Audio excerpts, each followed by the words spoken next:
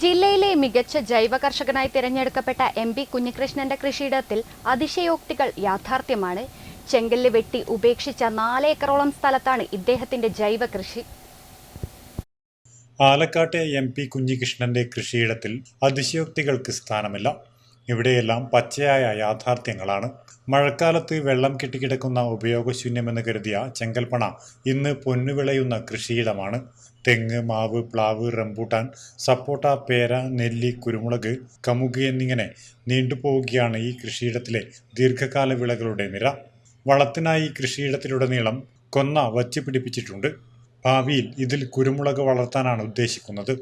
പ്രത്യേകം വളക്കൂട്ട് തന്നെ ഉണ്ടാക്കിയാണ് കുഞ്ഞികൃഷ്ണൻ കൃഷിയിടത്തിൽ ഉപയോഗിക്കുന്നത്.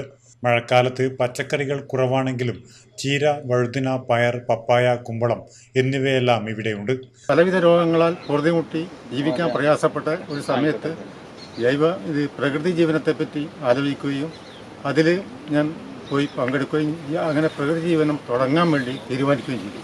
അപ്പോൾ പ്രകൃതി ജീവനം നല്ല വിജയകരമായി നല്ല നിലയിൽ നടന്നു വരണമെങ്കിൽ ജൈവ കൃഷി കൂടിയേ കഴിയും. അപ്പോൾ വിഷമില്ലാത്ത ഒരു ഭക്ഷണം അവനവൻ സ്വയം ഉണ്ടാക്കി നമ്മൾ തന്നെ അത് ഒരു മിതമായ രീതിയിൽ കഴിക്കുകയാണെങ്കിൽ നമ്മുടെ എല്ലാവരുടെയും രോഗങ്ങൾക്ക് ശമനം കിട്ടും. നമ്മൾ ഈ ആശുപത്രിയിൽ നിന്ന് അധികം നമ്മൾ സ്വീകരിക്കേണ്ടി വരില്ല. അപ്പോൾ നമ്മൾ ഇന്നില്ലേ നമ്മുടെ ജീവിതശൈലി രോഗങ്ങളിൽ 3/4 ഭാഗവും നമ്മളെ ഈ നല്ല ഭക്ഷണം കൊണ്ട് അത് മിതമായി കഴിക്കുകയാണെങ്കിൽ സുഖമായി നമുക്ക് രക്ഷപ്പെടാൻ വേണ്ടി കഴിയും.